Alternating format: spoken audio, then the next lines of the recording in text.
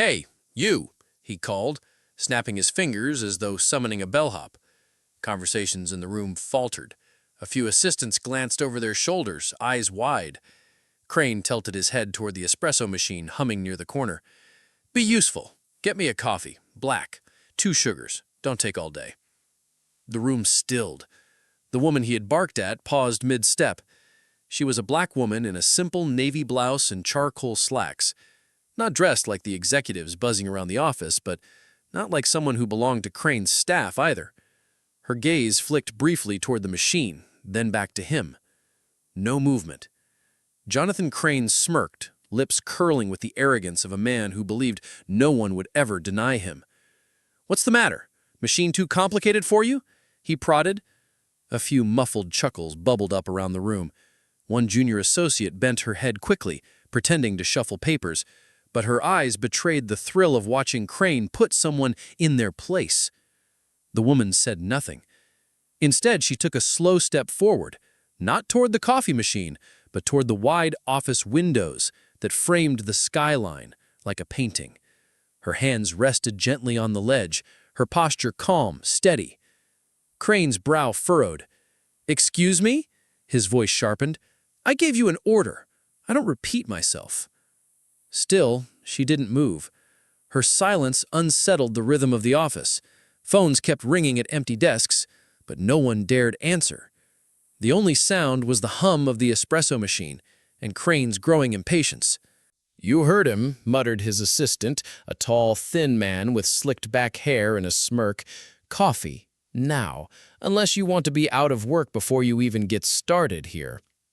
Finally, the woman turned, her eyes steady and unreadable. Her tone was calm, almost too calm. "You assume I'm here to serve you." A hush rippled across the room. No one ever spoke back to Jonathan Crane. Not interns, not managers, not even other executives. His smirk broke into a laugh, sharp, mocking, designed to humiliate. "Well, you're certainly not here as a client," Crane said, straightening his cufflinks. "Trust me, I know all of them. People like you don't walk into this office unless they're cleaning it." The jab cut through the air. A couple of associates shifted uncomfortably, their faces tightening, but no one spoke. They had seen this play before. Crane always found a target. He always won. But the woman didn't flinch. She didn't defend herself.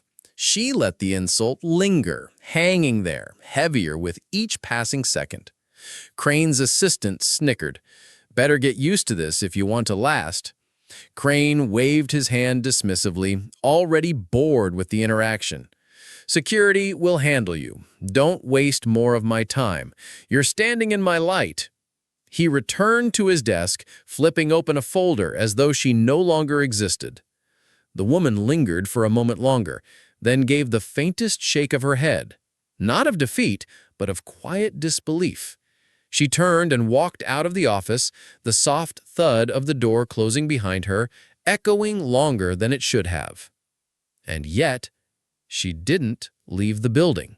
Outside, in the hallway, 2 junior employees exchanged a glance. Their eyes widened. One leaned closer to whisper, "Does Crane even know who she is?" The other shook their head slowly. "Not yet, but he's about to." Back inside, Crane continued barking orders at his staff, oblivious. He thought the woman had been dismissed, forgotten. But by the end of the day, her presence would shake the very foundations of everything he thought he owned. Jonathan Crane never gave the moment another thought. To him, it was routine. Dismiss, degrade, dominate. By the time the woman left, he was already moving on, barking at his assistant for the quarterly numbers and nitpicking typos in presentations. But outside his glass-walled office, whispers stirred. The woman didn't leave the building. She walked calmly down the polished hallway, past the rows of cubicles, and into the elevator. Her steps were measured, her face composed, but those who caught a glimpse of her couldn't help but stare. Something about her presence demanded attention. Quiet, steady, but undeniable.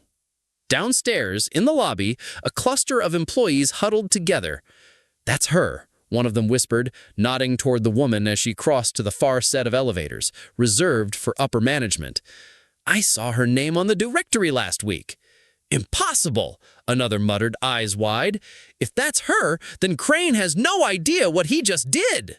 Back upstairs, Crane leaned back in his chair, smirking to himself. He thrived on the fear in his office. To him, people were pawns, interchangeable pieces to move or discard at will. "Set up the meeting with the real estate board," he snapped at his assistant.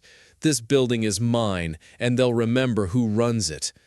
The assistant nodded quickly, scribbling notes, though his hand trembled slightly. He had overheard the whispers, too. By late afternoon, the conference room filled with chatter as executives gathered for a high-stakes meeting about the future of the company's headquarters. Crane strode in with his usual swagger, commanding the room with every step. His voice boomed as he launched into his speech about expansion, profits, and control. But then the door opened. The same woman stepped inside, calm, composed, carrying a leather folder. Conversations froze. A few executives exchanged knowing glances. Others shifted uncomfortably in their seats. Crane blinked, thrown off for the briefest second. Then the smirk returned. "Security didn't do their job, I see. You again? I thought I made myself clear this morning." The woman didn't answer him directly. Instead, she walked to the head of the table, his seat, and placed her folder neatly in front of her. She looked around the room, her gaze steady, unhurried. When she finally spoke, her voice was calm, but it carried. "Shall we begin?" The executive sat up straighter, several nodded. Crane's smirk faltered. "What is this?" he demanded, his tone sharp, defensive. "You don't just waltz into my meeting. Do you even know where you're standing?" Her lips curved into the faintest smile. "I know exactly where I'm standing. In my building." A stunned silence fell across the conference room. Crane laughed, but the sound was brittle, forced. "Your building? That's rich. Do you even know the cost of these walls? The contract signed to put my company here? Don't embarrass yourself."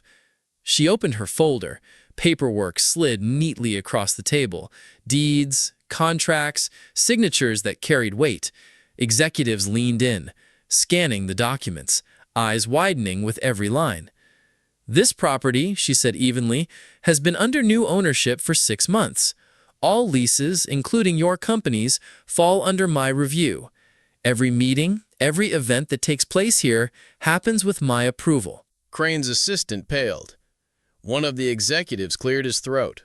Another shifted in their chair, unwilling to meet Crane's eyes. Jonathan's face drained of color. For the first time that day, words failed him.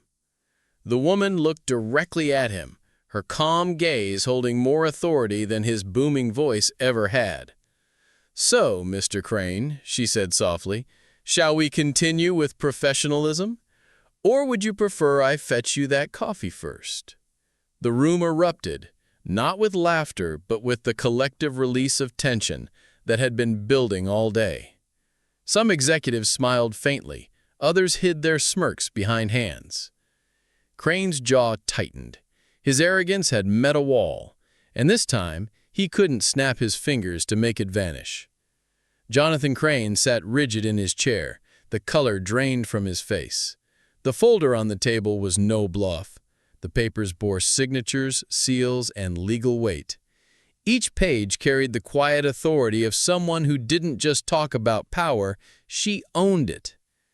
The executives leaned forward, scanning line after line. The whispers began again, not about Crane this time, but about her.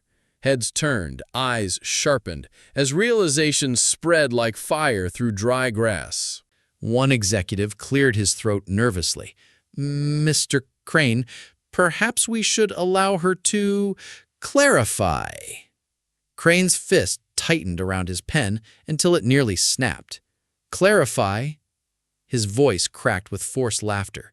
You people actually believe this. She's what, an actress? Someone playing dress-up with fake documents? The woman didn't flinch. She didn't raise her voice. She simply met his outburst with silence, letting it collapse under its own weight. Then she reached for another document, sliding it forward. Title transfer. Signed by the previous owner. Verified and notarized.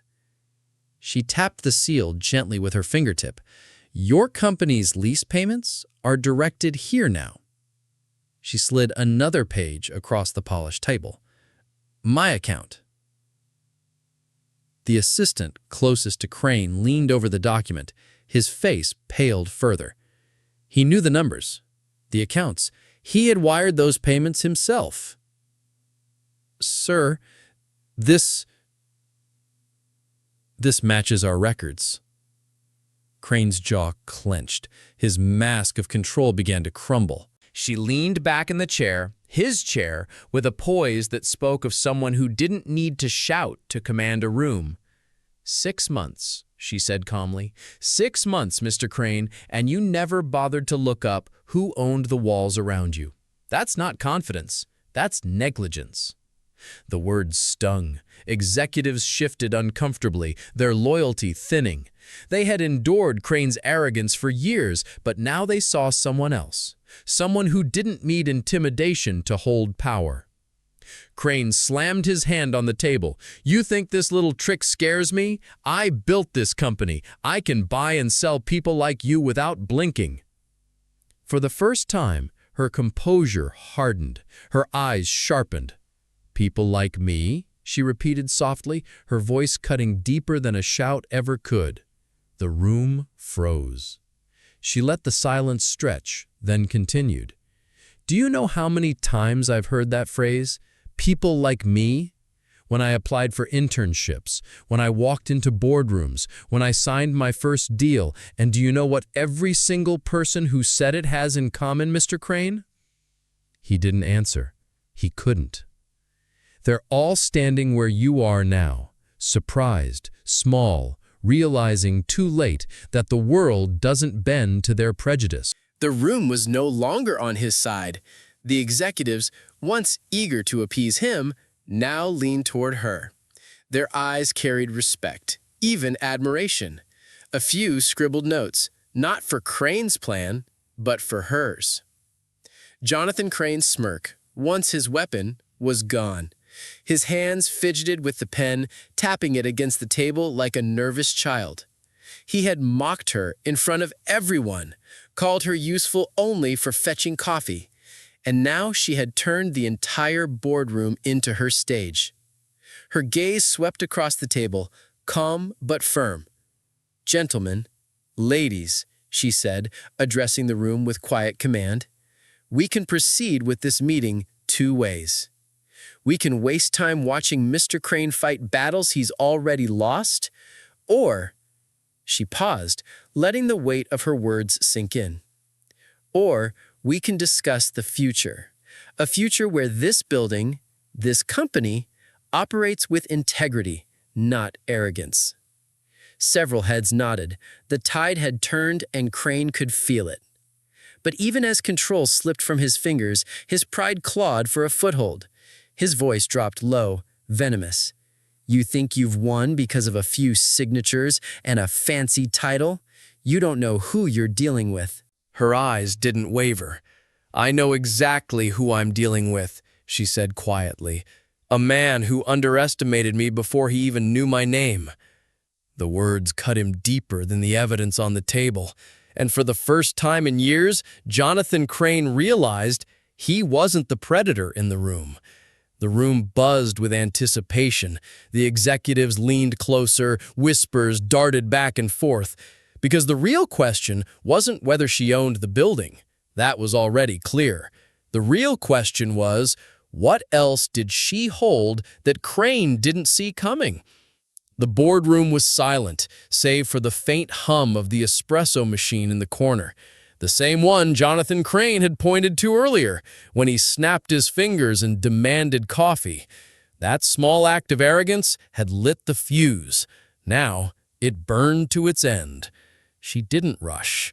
She allowed the silence to stretch, knowing silence could be louder than words.